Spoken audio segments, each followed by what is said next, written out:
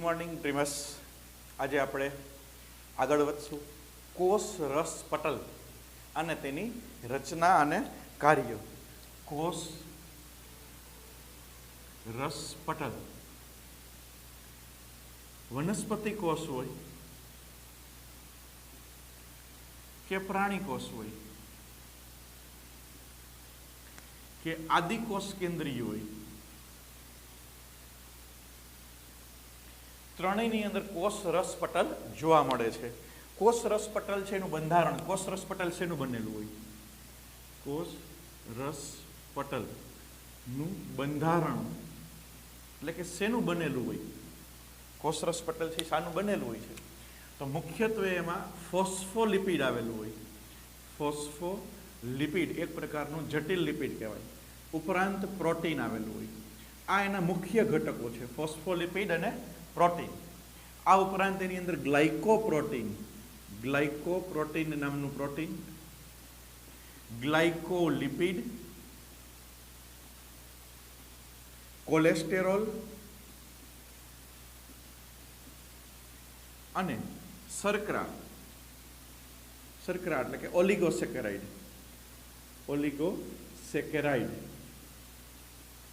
આવેલું હોય. તો કોષ રસ પટલ શેનું બનેલું હોય? દ્રવ્ય તરીકે એમાં પ્રોટીન છે અને લિપિડ છે. આ એના મુખ્ય ઘટકો છે. આ સિવાય એમાં ગ્લાયકોપ્રોટીન, ગ્લાયકોલિપિડ, કોલેસ્ટેરોલ અને વિશિષ્ટ પ્રકારની શર્કરા એટલે કે ઓલિગોસેકેરાઇડ છે એ પણ એમાં જોવા મળે છે. કોષ રસ પટલ છે એની રચના, કોષ રસ પટલ છે એની રચના સૌ પ્રથમ રોબર્ટસન એને આપેલી અને એને એકમ પટલ સંકલ્પના તરીકે ઓળખાય. સંકલ્પના રોબર્ટસને જે આપ્યું તો એને શું કહેવાય? એકમ પટલ સંકલ્પના. રોબર્ટસનના મત મુજબ જે કોષરસ પટલ છે એમાં લિપિડ, જે ફોસ્ફોલિપિડ છે, આ ફોસ્ફોલિપિડનો અણુ, ફોસ્ફોલિપિડનો જે અણુ છે ને આપણે આ રીતના દર્શાવીએ તો આને શીર્ષ કહેવાય, આને પૂછ કહેવાય. શીર્ષ છે એ ધ્રુવીય હોય, આ અધ્રુવીય હોય. શીર્ષ છે એને કહેવાય જલાનુરાગી, આને કહેવાય જલ વિતરાગી. જલ અનુરાગ, જલ એટલે પાણી, અનુરાગ એટલે આકર્ષણ. જેને પાણી પ્રત્યે આકર્ષણ છે એટલે જલાનુરાગી. જલ વિતરાગી, જલ એટલે પાણી અને વિતરાગ એટલે અપાકર્ષણ, તો એને કહેવાય પાણી પ્રત્યે અપાકર્ષણ ધરાવે એવો છેડો. એટલે બે છેડા છે, એક છેડો એને શીર્ષ કહેવાય, એ ધ્રુવીય એટલે ધ્રુવતા વીજભાર ધરાવે, પ્લસ માઇનસ જેને કહીએ. આ અધ્રુવીય છે અને જલ વિતરાગી છે. તો રોબર્ટસનના મત મુજબ ફોસ્ફોલિપિડના અણુઓ એના લેયર બે સ્તરમાં ગોઠવાયેલો હોય. ફોસ્ફોલિપિડના અણુઓ છે એ એવી રીતે ગોઠવાય છે કે જેથી એનું શીર્ષ એટલે કયું શીર્ષ કહેવાય? ધ્રુવીય શીર્ષ એ બહારની તરફ રહીએ અને પૂંછડી છે એ સામસામે ગોઠવાય. પૂંછડી એટલે કે અધ્રુવીય. તો જલ વિતરાગી ભાગ છે એ સામસામે છે, જલાનુરાગી છે એ ઓપોઝિટ ડિરેક્શનમાં છે. અને આની ઉપર અને નીચે બંને બાજુએ પ્રોટીનનો અસમાન સ્તર આવેલું હોય. આ જે છે એ શું કહેવાય? ફોસ્ફોલિપિડ અને ફોસ્ફોલિપિડ તરીકે ઓળખવામાં આવે છે. પ્રોટીનનો અસમાન સ્તર એની ઉપર આવેલું હોય. આની ઉપર આમ જાડું પાતળું પ્રોટીન આવેલું હોય. અસમ એટલે અસમાન સ્તર, આ પ્રોટીન છે. અને શું કહેવાય? પ્રોટીન. પ્રોટીનનો અસમાન સ્તર. આવું કોણે કીધું હતું? રોબર્ટસને. આને એકમ પટલ સંકલ્પના તરીકે ઓળખવામાં આવે છે. આ સામાન્ય સમજ હતી કે કોષ રસ પટલ, આપણે પ્રાણી કોષમાં સૌથી બહારની બાજુએ કોષ રસ પટલ આવેલું હોય. તો આ શેનું બનેલું હોય? તો કે ઉપર પ્રોટીન, નીચે પ્રોટીન અને વચ્ચે ફોસ્ફોલિપિડ. એવી રીતના કોઈ પણ દિવાલ હોય તો વચ્ચે આપણે પથ્થરની દિવાલ કરીએ, પછી બે બાજુ આપણે સિમેન્ટનું પ્લાસ્ટર કરીએ, એની ઉપર આપણે ચૂનાથી બીજું પ્લાસ્ટર કરીએ તો આમ કદ વધતું જાય. એવી રીતના એમ આ જે કોષ રસ પટલ છે વચ્ચે ફોસ્ફોલિપિડ અને ઉપર અને નીચે અહીંયા અને અહીંયા બે બાજુ હોય શું આવેલું હોય? પ્રોટીન. આવું રોબર્ટસને સમજાવ્યું હતું. હવે જ્યારે કોષરસ પટલમાંથી લેબોરેટરીની અંદર પ્રોટીનને અલગ કરવામાં આવ્યું, આપણે પ્રોટીનને દૂર કરવું, છૂટું પાડવું છે, તો પ્રયોગ દરમિયાન એવી ઘટના જોવા મળી કે પ્રોટીનના અમુક અણુઓ છૂટા પડતા હતા, અમુક અણુ પ્રોટીનના છૂટા નહોતા પડતા. એટલે કે અમુક પ્રોટીન છે લિપિડ સાથે જોડાયેલું રહેતું હતું અને અમુક પ્રોટીન સરળતાથી દૂર કરી શકાતું હતું. આવું કેમ? એનો જવાબ રોબર્ટસન પાસે નહોતો, એની સમજૂતી આમાં નથી. ત્યાર પછી રોબર્ટસન પછી એક બીજો વૈજ્ઞાનિક જેને કહેવાય ડેનિયલી,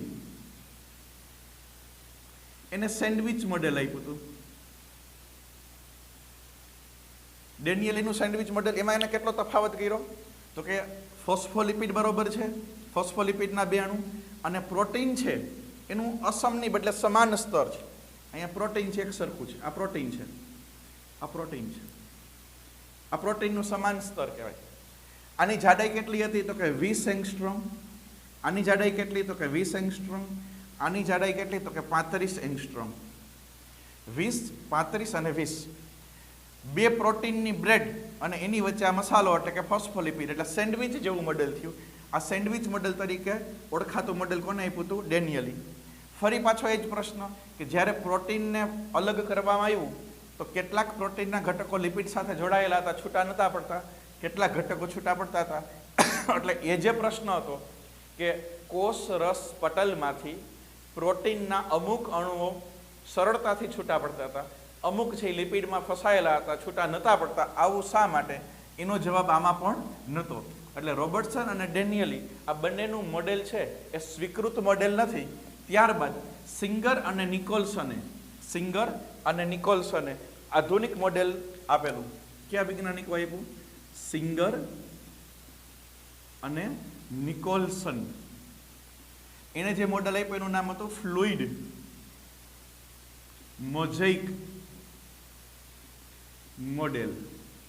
ફ્લુઇડ મોઝેઇક મોડેલ. સિંગર અને નિકોલ્સને આપેલું ફ્લુઇડ મોઝેઇક મોડેલ એ કોષરસ પટલનું છે એ બંધારણ નક્કી કરતું આધુનિક મોડેલ છે. એમના કહેવા પ્રમાણે ફરીથી પાછું એ જ કે લિપિડના 2 સ્તર હોય, સેમ ફોસ્ફોલિપિડ છે આ રીતના ગોઠવાય, શીર્ષ છે બહારની બાજુએ છે, પૂંછડી અંદરની બાજુએ છે, આ લિપિડનું સ્તર ગોઠવાયેલું છે. આવા કેટલા સ્તર હોય લિપિડના તો કે 2 સ્તર હોય.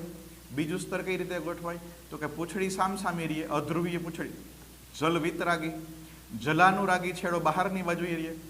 તો લિપિડના અણુઓ આવા 2 સ્તરમાં ગોઠવાયેલા. આવું તો કોને કીધું હતું? ડેનિયલી અને રોબર્ટસન બંને કીધું હતું. એના જેવું જ છે, પણ ફર્ક જે છે એ પ્રોટીનની ગોઠવણીમાં. આ શું છે તો કે ફોસ્ફોલિપિડના 2 સ્તર, ફોસ્ફોલિપિડ એના 2 સ્તર છે એમ કહી શકાય.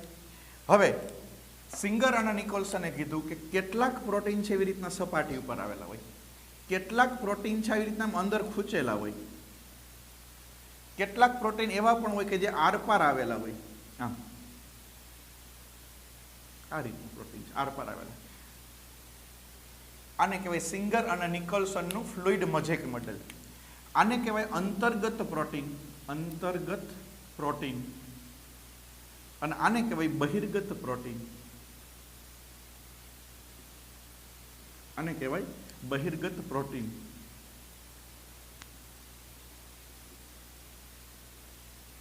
તો 2 પ્રકારનું પ્રોટીન છે. અંતર્ગત પ્રોટીન જે અંદર ખૂંચેલું હોય અને બહિર્ગત પ્રોટીન છે સપાટી ઉપર આવેલું હોય. અને સપાટીય પ્રોટીન પણ કહેવાય, સપાટીય પ્રોટીન. હવે જે પ્રશ્ન હતો કે જ્યારે કોષરસ પટલમાંથી લેબોરેટરીમાં પ્રોટીનને અલગ કરવું છે, અલગીકરણની પ્રક્રિયામાં, તો કયું પ્રોટીન સરળતાથી દૂર થાય તો કે સપાટીય પ્રોટીન. એ દૂર થઈ જાય, પણ જે વચ્ચે ફસાયેલું છે એ સરળતાથી દૂર થતું નથી. એટલે જે પ્રશ્ન હતો અંતર્ગત પ્રોટીન અને બહિર્ગત પ્રોટીનની રચના જે કોને સમજાવી હતી? અગાઉના 2 મોડેલમાં આવું નહોતું, સિંગર અને નિકોલ્સને. એની વસ્તુ ઉપરથી આપણે સમજી શકાય છે. આપણે કીધું કે ફોસ્ફોલિપિડ અને પ્રોટીન એ તો ગોઠવાઈ ગયું. એમાં ગ્લાયકોપ્રોટીન પણ હોય, ગ્લાયકોલિપિડ પણ હોય, કોલેસ્ટેરોલ પણ હોય. તો કોલેસ્ટેરોલ ક્યાં આવેલું હોય તો કે વચ્ચે વચ્ચે આવેલું હોય, આમ દર્શાવી શકાય, અને કોલેસ્ટેરોલ કહેવાય, કોલેસ્ટેરોલ. માની લો કે આ કોષની અંદરની બાજુ છે, આ નીચે છે એ બહારની બાજુ છે, આ અંદરની બાજુ લઈએ, આ બહારની બાજુ છે. આ અંદર બાજુ કહેવાય કોષની, આ કેવું કહેવાય? બહારની બાજુ. તો કોષની અંદરની બાજુએ, આ કોષની અંદરની બાજુએ એક વિશિષ્ટ પ્રકારનું પ્રોટીન આવેલું હોય. અહીંયા આ પ્રોટીન છે, એને સ્પેક્ટ્રિન પ્રોટીન કહેવાય. સ્પેક્ટ્રિન જે કોષીય કંકાલ માટે જવાબદાર છે. અને કોષની અંદરની બાજુએ ગોઠવાયેલું પ્રોટીન આવેલું હોય એને શું કહેવાય? સ્પેક્ટ્રિન. આ સ્પેક્ટ્રિન છે એ કોષનું કંકાલ બનાવે. કંકાલ એટલે હાડપિંજર, કોષનો આકાર જાળવી રાખવા માટે કોષીય કંકાલ બનાવે. બીજી રીતના આપણે કીધી હતી કે એમાં ગ્લાયકોપ્રોટીન, ગ્લાયકોલિપિડ છે એ કોષની બહારની બાજુ આવેલું હોય. આ બહારની બાજુ છે. તો અહીંયા ગ્લાયકોલિપિડ ગ્લાયકોપ્રોટીન આવેલું હોય. અહીંયા આપણે લઈએ તે કોઈ પણ અહીંયા દર્શાવી શકાય. આ શું છે? ગ્લાયકોપ્રોટીન કે ગ્લાયકોલિપિડ એ કોષની બહારની સપાટી આવેલું હોય અને એનું કાર્ય જે છે આ ગ્લાયકોપ્રોટીન ગ્લાયકો એ કોષની ઓળખ માટે, કોષની ઓળખ, કોઈ પણ કોષ છે કયા પ્રકારનો છે, ક્યાં આવેલો છે, કોષનું કાર્ય શું છે, તો એ કોષની ઓળખ માટે જવાબદાર જે પ્રોટીન છે એ કોષરસ પટલની બહારની સપાટી ઉપર આવેલું હોય. આ બહારની સપાટી ઉપર આવેલું હોય એને ગ્લાયકોપ્રોટીન અથવા તો ગ્લાયકોલિપિડ તરીકે ઓળખવા આવે છે. તો આપણે કોષરસ પટલ એના બંધારણ વિશે ચર્ચા કરી, સંપૂર્ણ ચર્ચા કરી એમ કહી શકાય. ફરીથી કોષરસ પટલ કેમાં જોવા મળે? તો કે તમામ આદિકોષ કેન્દ્રીય એટલે કે પ્રોકેરિયોટામાં પણ જોવા મળે અને યુકેરિયોટા એટલે કે વનસ્પતિ અને પ્રાણીઓમાં જોવા મળતા કોષ સુકોષ કેન્દ્રીય કોષમાં પણ જોવા મળે. બધામાં કોષરસ પટલ હોય જ. કોષરસ પટલ શેનું બનેલું હોય? મુખ્ય બે ઘટક ફોસ્ફોલિપિડ અને પ્રોટીન, અને એ સહાયક ઘટકો તરીકે ગ્લાયકોપ્રોટીન, ગ્લાયકોલિપિડ, કોલેસ્ટેરોલ, શર્કરા. ગ્લાયકોપ્રોટીન અને ગ્લાયકોલિપિડ ક્યાં આવેલું હોય? કોષની બહારની સપાટી ઉપર આવેલું હોય. અને કોષની ઓળખ માટે, નીટ માટે અગત્યનો મુદ્દો અંડરલાઈન, કોષની ઓળખ માટે જવાબદાર પ્રોટીનના નામ આપો. ગ્લાયકોપ્રોટીન, ગ્લાયકોલિપિડ. અને ક્યાં આવેલા હોય? કોષરસ પટલની બહારની એટલે કોષની બહારની સપાટી ઉપર આવેલા હોય. કોષીય કંકાલ એટલે અંદરનો ભાગ, એમાં કયું પ્રોટીન આવેલું હોય? સ્પેક્ટ્રિન, જે કુંતલાકાર આવેલો હોય, સ્પેક્ટ્રિન નામનું પ્રોટીન આવેલું હોય. આ ઉપરાંત કોલેસ્ટેરોલ અને શર્કરા. સિંગર અને નિકોલસન પહેલા બે વૈજ્ઞાનિકોએ કોષરસ પટલને સમજાવવાનો પ્રયત્ન કર્યો હતો. એક રોબર્ટસનનું એકમ પટલ સંકલ્પના અને ત્યાર પછી ડેનિયલી એણે આપેલું સેન્ડવિચ મોડેલ. આ બંનેની અંદર અંતર્ગત અને બહિર્ગત પ્રોટીનનો કોન્સેપ્ટ નહોતો એટલે એ અધૂરા હતા. ત્યાર પછી સિંગર અને નિકોલસને જે મોડેલ આપ્યું, ત્રણેયના મોડેલના નામ યાદ રાખો. એકમ પટલ સંકલ્પના, સેન્ડવિચ મોડેલ અને આનું કહેવાય ફ્લુઇડ મોઝેક મોડેલ. તો ફ્લુઇડ મોઝેક મોડેલની અંદર અંતર્ગત પ્રોટીન અને બહિર્ગત પ્રોટીનનો કોન્સેપ્ટ કોને આપેલો? સિંગર અને નિકોલસને આપેલો. તો અને લિપિડની અંદર શીર્ષ એટલે ધ્રુવીય કહેવાય, જે પાણીથી આકર્ષણ પામે એટલે એને જલાનુરાગી કહેવાય. અને પૂંછડી કહેવાય, જે અધ્રુવીય કહેવાય, એ જલ વિતરાગી. જલ વિતરાગી એટલે પાણીથી અપાકર્ષણ માટે. અને અંગ્રેજી શબ્દ પણ યાદ રાખો. જલાનુરાગી એટલે હાઇડ્રોફિલિક, હાઇડ્રો એટલે પાણી, ફિલિક એટલે આકર્ષણ થવું, ફીલ થવું, અને હાઇડ્રોફોબિક, હાઇડ્રોફોબિક, હાઇડ્રો એટલે પાણી ને ફોબિયા, ફોબિયા એટલે ન ગમવું, અણગમતું. તો હાઇડ્રોફોબિક એટલે જલ વિતરાગી, જે એના આપણે અંગ્રેજી નામ પણ યાદ રાખશું. હવે આપણે જોઈએ કોષરસ પટલ છે એના કાર્ય. કોષરસ પટલનું કાર્ય શું હોઈ શકે? તો કે કોષની સૌથી બહારની સપાટી, કોષ દિવાલને અવગણો, કોષ દિવાલને આપણે અવગણીએ તો કોષરસ પટલ છે એ સૌથી બહાર. કોઈને કોષમાં દાખલ થવું હોય કે કોઈને કોષમાંથી બહાર નીકળવું હોય તો આમાંથી પસાર થવું પડે. કોષમાં દાખલ થતા અને કોષમાંથી બહાર નીકળતા દ્રવ્યનું નિયમન કરવું કોષરસ પટલનું કાર્ય. કોષમાં પ્રવેશતા કે બહાર નીકળતા દ્રવ્યનું નિયમન. અને એટલા માટે જ કોષ રસ પટલ એ અર્ધ પ્રવેશશીલ અને પસંદગીમાન પ્રવેશશીલ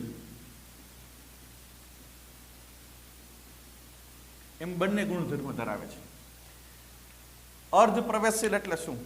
એની સમજૂતી આપો કે દ્રાવણ હોય, દ્રાવણ એમાં બે ભાગ હોય, દ્રાવક અને દ્રાવ્ય.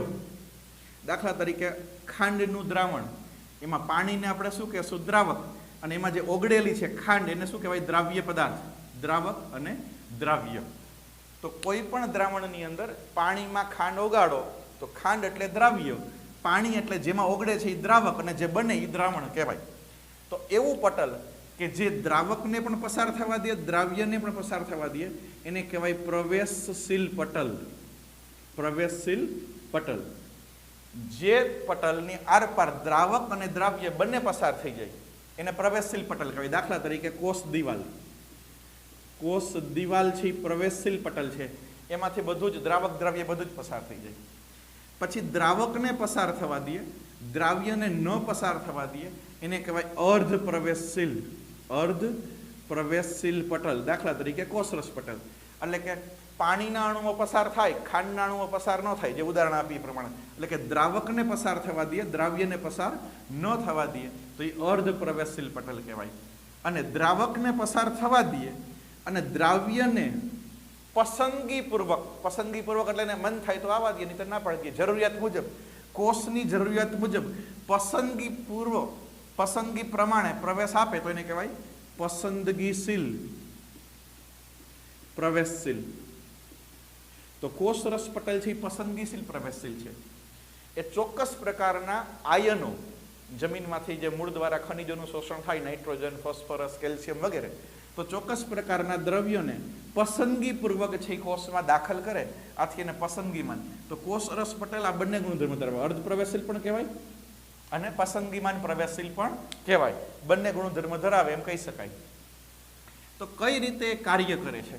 તો કોષની અંદર જે વહન થાય એ બે પ્રકારનું હોય. કોષીય વહન બે પ્રકારનું હોય. કોષીય વહન આપણે બે પ્રકારનું લઈ શકીએ, મંદ વહન અને સક્રિય વહન. સક્રિય વહન, મંદ વહન બે પ્રકારે હોય, સાદું પ્રસરણ અને અનુકૂલિત અથવા તો સાનુકૂલિત પ્રસરણ. સક્રિય વહન પણ બે પ્રકારનું હોય, પ્રાથમિક સક્રિય વહન અને દ્વિતીયક સક્રિય વહન. પ્રાથમિક સક્રિય વહન અને દ્વિતીયક સક્રિય વહન. મંદ વહન એટલે શું? તો કે જેમાં શક્તિનો ઉપયોગ થતો નથી, ઉર્જા વગર જેનું વહન થાય. અને સક્રિય વહન એટલે શું? તો કે ઉર્જાની મદદથી થાય. જે વહનમાં ઉર્જા એટલે કે શક્તિની જરૂર પડતી હોય એને સક્રિય વહન કહેવાય. જેમાં ઉર્જા એટલે કે શક્તિની જરૂરિયાત ના પડે એને મંદ વહન કહેવાય. એમાં જોઈએ આપણે સાદું પ્રસરણ. સાદું પ્રસરણ આ દિશામાં થાય, ઉપરથી નીચે. એટલે કે વધુ સાંદ્રતા ધરાવથી ઓછી સાંદ્રતા તરફ વહન પામે. જ્યાં જેની સાંદ્રતા વધુ હોય ત્યાંથી ઓછી સાંદ્રતા તરફ, એટલે ઉપરથી નીચે, એટલે ઢાળમાં આવ્યું. એટલે આમાં શક્તિની આવશ્યકતા નથી. શક્તિની મદદ વગર વધુ સાંદ્રતાથી ઓછી સાંદ્રતા તરફ વહન પામે એને સાદું પ્રસરણ કહેવાય. દાખલા તરીકે આપણે ઉદાહરણ આપું કે પાણીનો ગ્લાસ ભર્યો છે, આ પાણીના ગ્લાસની અંદર આપણે સાઈનું ટીપું નાખીએ. અહીંયા સાઈનું ટીપું નાખ્યું, આ સાઈનું ટીપું છે. તો સાઈનું ટીપું છે તો અહીંયા એની સાંદ્રતા વધુ છે, બાકીના બધા ભાગમાં સાંદ્રતા ઓછી છે. તો વધુ સાંદ્રતાથી ઓછી સાંદ્રતા તરફ એ પ્રસરે અને આખું પાણી ડોળું થઈ જાય. તો આને પ્રસરણ કહેવાય. રૂમની અંદર આપણે અગરબત્તી પેટાવીએ તો એનો ધુવાડો છે ધીમે ધીમે ધીમે ધીમે આખા રૂમની અંદર પ્રસરી જાય. એની જે સુગંધ છે એ સમગ્ર રૂમમાં પ્રસરી જાય. એ વાયુઓનું પ્રસરણ થયું, એને પણ પ્રસરણ કહેવાય. તો કોષરસ પટલમાં આપણે કીધું કે પ્રોટીન આવેલા હોય, અંતર્ગત પ્રોટીન. એ અંતર્ગત પ્રોટીનની વચ્ચે એવા છિદ્ર આવેલા હોય. આ પ્રોટીન છે એની વચ્ચે છિદ્ર, એ છિદ્રની આરપાર વહન થાય. કેવું? તો કે વધુ સાંદ્રતાથી ઓછી સાંદ્રતા. અનુકૂલિત પ્રસરણ કોને કહેવાય? તો કે એ પણ ઉર્જા વગર થાય. એટલે કે વધુ સાંદ્રતાથી ઓછી સાંદ્રતામાં જ થાય. જ્યાં સાંદ્રતા વધુ હોય ત્યાંથી કઈ સાંદ્રતામાં થાય? ઓછી. પરંતુ આ વહન માટે પ્રોટીન છે એ ભાગ ભજવે, જેને આપણે કહેવાય વાહક અણુ. વહનનું કાર્ય કરે એટલે એને શું કહેવાય? વાહક અણુની મદદની જરૂર પડે. એટલે તો આપણે કીધું કે કોષરસ પટલનું બંધારણ ફરીથી અહીંયા તમને ટૂંકમાં સમજાવી દઉં. આ ફોસ્ફોલિપિડ, લિપિડના અણુઓ આયનો માટે અપ્રવેશી, લિપિડની આરપાર કંઈ પ્રવેશી શકતું નથી. લિપિડના અણુઓ આયનો માટે કેવા હોય? અપ્રવેશી. લિપિડના બે સ્તર, એમાં આવેલું અંતર્ગત પ્રોટીન. આપણે એક પ્રોટીન દર્શાવી દઈએ, અંતર્ગત પ્રોટીન છે. તો માની લો કે અહીંયા કોઈ પણ ધન આયન છે આની સાથે જોડાઈ જાય અને એને આ બાજુ મુક્ત કરે.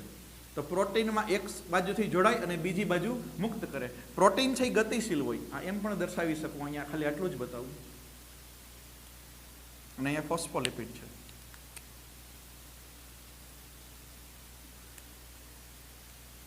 તો આ કોઈ પણ દ્રવ્ય આ પ્રોટીન સાથે જોડાય, આ પ્રોટીન અહીંથી આ બાજુ આવી જાય, એને કહેવાય ફ્લિપ ફ્લોપ ગતિ. એટલે પ્રોટીન આ બાજુથી આ બાજુ આવી શકે, અને એટલા માટે જ કોષરસ પટલ છે એ અર્ધ તરલ છે, ઘન અવસ્થામાં નથી, અર્ધ તરલ, સેમી ફ્લુઇડ કહેવાય, ઘન પણ નહીં પ્રવાહી પણ નહીં, એ અર્ધ તરલ અવસ્થામાં હોય અને ગતિશીલ હોય. ગતિશીલ એટલે કે એનો આકાર બદલતો રહે, પ્રોટીન અહીંથી અહીંયા પણ આવી શકે, અહીંયા પણ આવી શકે, આમ ઉપર પણ જઈ શકે, એટલે ફ્લિપ ફ્લોપ ગતિ કહેવાય. તો આ આની સાથે જોડાય, એને આ બાજુ આવે અને ત્યાં મુક્ત કરી દઈએ. તો એમાં પ્રોટીનની જરૂર પડી, પ્રોટીનની જરૂર પડે એટલા માટે એને અનુકૂલિત પ્રસરણ કહેવાય. પેલો જે સાદું પ્રસરણ હતું એ કેમ થાય એ પણ અહીંયા દર્શાવી દઉં. સાદું પ્રસરણ તો કે એમાં એવું પ્રોટીન હોય કે જે માર્ગ બનાવે, વચ્ચે છિદ્ર આવેલું હોય, આ પ્રોટીન છે, આ પોરિન્સ કહેવાય, છિદ્ર છે. તો વધુ સાંદ્રતામાંથી માની લો કે આમ ઓછી સાંદ્રતા હોય આ બાજુ, તો વધુ સાંદ્રતામાંથી ઓછી સાંદ્રતા તરફ ગતિ કરે આ છિદ્ર દ્વારા, પ્રોટીન દ્વારા નહીં, અહીં તો પ્રોટીન ગતિ કરે, પ્રોટીન દ્વારા ગતિ થાય, તો એને કહેવાય અનુકૂલિત પ્રસરણ. સક્રિય વહન એને કહેવાય કે જે ઉર્જાની મદદથી થાય. એમાં પ્રાથમિક સક્રિય વહન, એમાં ઉર્જાનો સ્ત્રોત એટીપી હોય, એડિનોસાઇન ટ્રાઇફોસ્ફેટ, જેને કોષનું શક્તિ ચલણ કહેવાય. જેમ ભારતમાં આપણે કાંઈ પણ ખરીદી કરવી હોય તો રૂપિયાની જરૂર પડે, અમેરિકા જાવ તો ડોલરની જરૂર પડે, લંડનમાં જાવ તો પાઉન્ડની જરૂર પડે, જે ચલણ છે, કરન્સી છે. એમ આપણા શરીરમાં કાંઈ પણ કામ કરવું હોય, કાર્ય કરવું હોય તો એના માટેની જે શક્તિ છે એ કયા સ્વરૂપમાં આપણે પ્રાપ્ત થાય? એટીપી, એડિનોસાઇન ટ્રાઇફોસ્ફેટ, જે આપણે એટીપી તરીકે ઓળખીએ. એટલે પ્રાથમિક સક્રિય વહન કઈ રીતે થશે તો કે ઢાળની વિરુદ્ધ દિશામાં થાય. એટલે હંમેશા કોઈ પણ દ્રવ્ય ઓછી સાંદ્રતામાંથી કઈ સાંદ્રતા તરફ વહન પામે? વધુ સાંદ્રતામાં. ઓછી સાંદ્રતામાંથી વધુ સાંદ્રતા તરફ વહન પામે. આ બેમાં કેવું હતું? વધુથી ઓછી, ઢાળની દિશામાં. આપણે આમ ઢાળમાં હોય ને સાયકલ મૂકો એટલે સીધી નીચે, એમાં પેડલ મારવાની જરૂર ન પડે, સીધા નીચે જાય ગબડતા.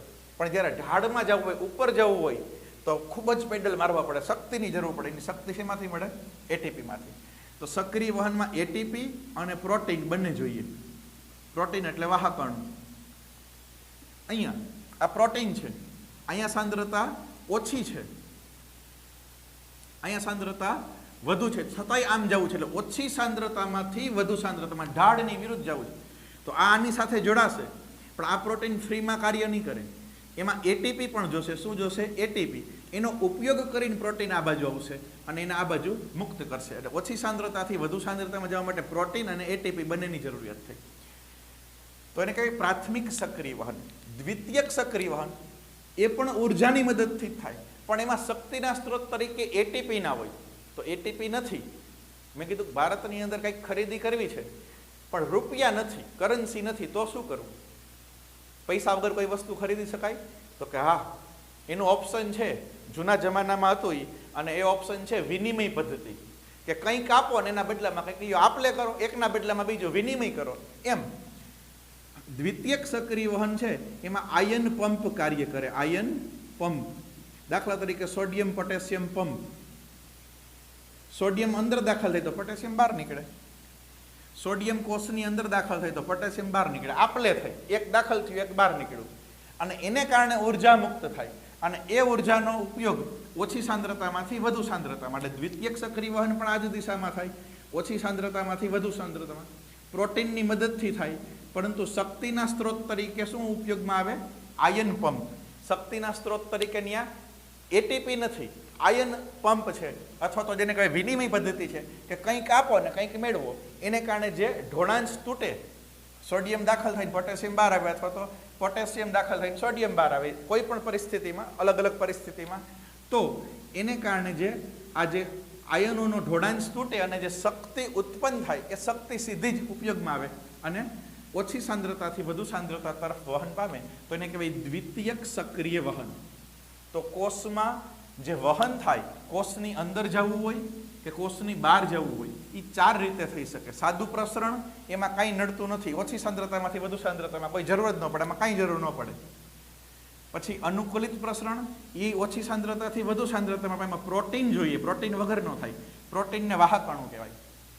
પ્રાથમિક સક્રિય વહન એ ઓછી સાંદ્રતાથી વધુ સાંદ્રતા તરફ, એમાં એટીપી અને પ્રોટીન બે જોઈએ, એટલે કે વાહક અણુ બે જોઈએ. દ્વિતીયક સક્રિય વહન ઓછી સાંદ્રતાથી વધુ સાંદ્રતા તરફ, એમાં પ્રોટીન એટલે કે વાહકપણું તો જોઈએ જ, પરંતુ શક્તિ માટે એમાં એટીપીની બદલે શું જોઈએ? કોઈ આયન પંપ એટલે કે સોડિયમ પોટેશિયમ પંપ ઉદાહરણ આપ્યું છે કે જે એને કારણે ઉત્પન્ન થતી આયનોના ગ્રેડિયન્ટ એટલે કે ઢોળાંશના તૂટવાથી મુક્ત થતી ઉર્જાનો ઉપયોગ થાય.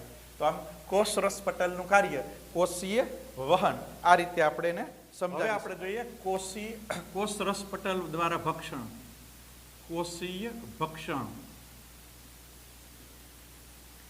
કોષીય ભક્ષણના આપણે બે પ્રકાર પાડી શકીએ, અંતર્વહન, બહિર્વહન. અંતર્વહન, બહિર્વહન. એન્ડોસાઇટોસિસ, એક્ઝોસાઇટોસિસ. એના ફરીથી બે પ્રકાર પડે અંતર્વહનના, ફેગોસાઇટોસિસ એટલે કે ઘન ભક્ષણ અને પિનોસાઇટોસિસ એટલે પ્રવાહી ભક્ષણ. ઘન ભક્ષણ એટલે કે ફેગોસાઇટોસિસ, પ્રવાહી ભક્ષણ એટલે પિનોસાઇટોસિસ.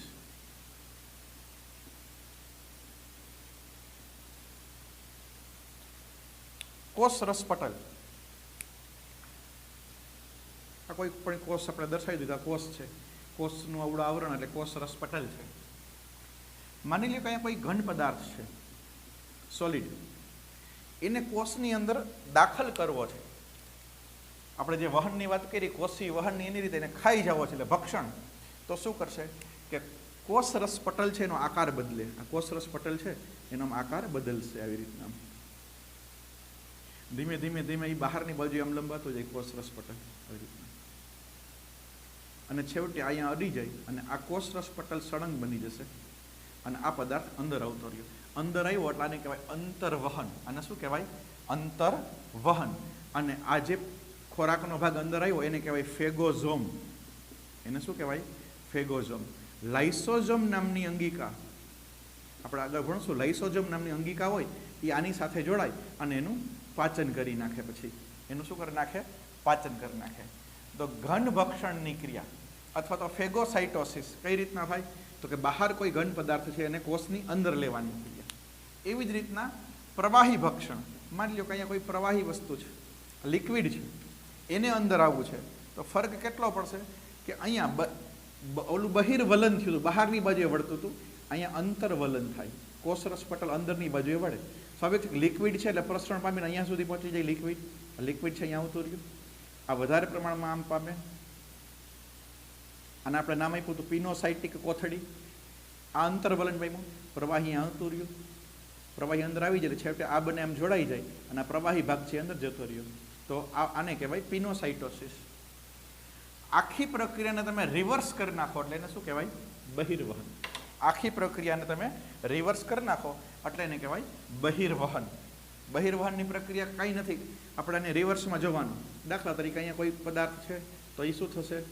એને બહાર કાઢવો હોય તો પહેલાં આના સંપર્કમાં આવશે, અહીંથી અહીંયા આવ્યો, છેવટે અહીંથી તૂટી જાય, આની સાથે જોડાય, આની સાથે જોડાય, આ પદાર્થથી બહાર જતો રહીએ. બહાર નીકળવાની ક્રિયા એને આપણે શું કહેશું? બહિર્વહન. તો આ કહેવાય કોષીય ભક્ષણના પ્રકાર, ફેગોસાઇટોસિસ, પિનોસાઇટોસિસ, જેને સંયુક્ત રીતે એન્ડો એટલે અંતર્વહન અને એક્ઝો એટલે બહિર્વહન તરીકે ઓળખવામાં આવે છે. ત્યાર પછીનો ટોપિક છે કોષીય જોડાણ, કોષ જંકશન. કોષ જંકશન, સેલ જંકશન, એને આપણે કહીશું કોષીય જોડાણ ગુજરાતીમાં. એટલે કોષીય જોડાણ. કોષીય જોડાણ એટલે બે પાસેના કોષો કઈ રીતે જોડાય? દાખલા તરીકે આપણે એક વનસ્પતિ કોષ, આ વનસ્પતિ કોષની કોષ દિવાલ છે. અહીંયા બીજો વનસ્પતિ કોષ એની બાજુમાં છે, આ એની કોષ દિવાલ છે. આ એક વનસ્પતિ કોષ, આ બીજો વનસ્પતિ કોષ. અહીંયા શું આવેલું હશે કોષ દિવાલ પછી? તો કે કોષ રસ પટલ આવેલું હોય. આ એનું કોષ રસ પટલ છે, આ અહીંનું કોષ રસ પટલ છે.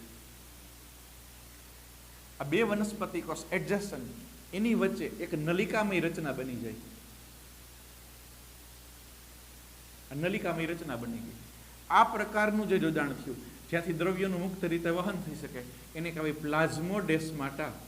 પ્લાઝ્મોડેસ્માટા. શું? બે વનસ્પતિ કોષની વચ્ચે એવી નલિકામય એક માર્ગ બની જાય જ્યાંથી દ્રવ્યની મુક્ત રીતે હેરફેર થાય એને આપણે પ્લાઝ્મોડેસ્માટા કહેવાય. આને કહેવાય ગેપ જંકશન. ગેપ જંકશન ક્યાં નામે ઓળખવામાં આવે છે? Gap junction. ત્યાર પછી આપણે જોઈએ પ્રાણીકોષની અંદર.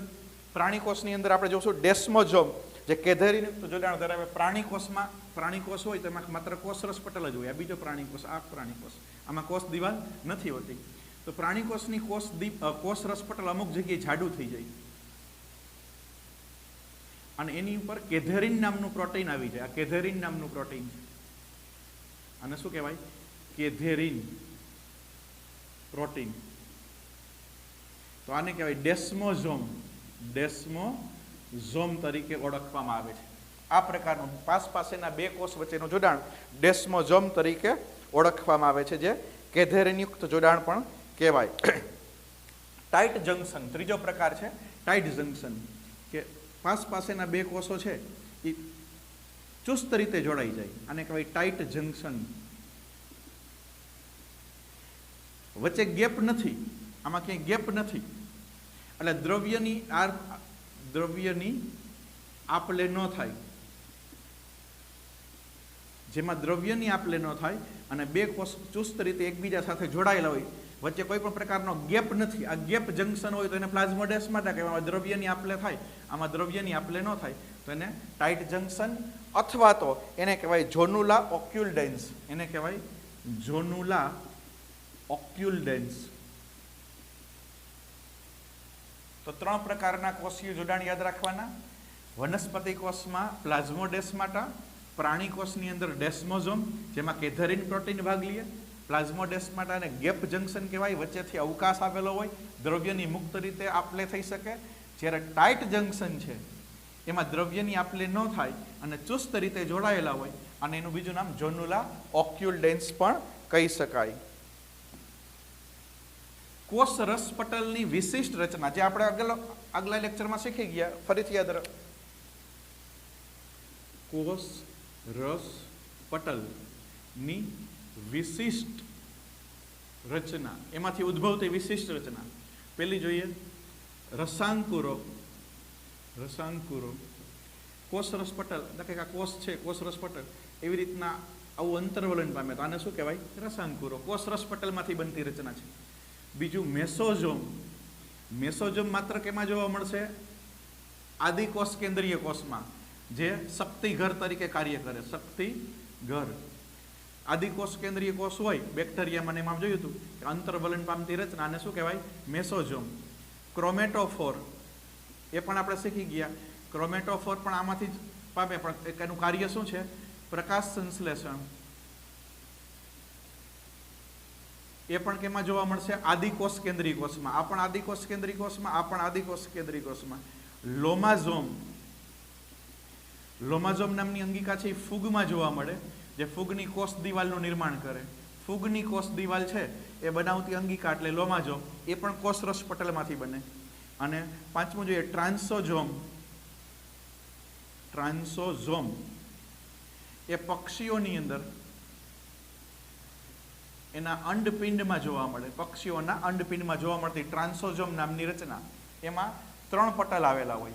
તો રસાંકુરો, મેસોઝોમ, ક્રોમેટોફોર, લોમાઝોમ્સ અને ટ્રાન્સોઝોમ એ કોષરસ પટલ માંથી જ બનતી વિશિષ્ટ રચના છે, જેમાંથી આ અને આ એ બંને આપણે ક્યારે શીખી ગયા હતા? તો કે આદિકોષ કેન્દ્રીય કોષની રચના હતી એ વખતે એનો ઉલ્લેખ કરેલો હતો.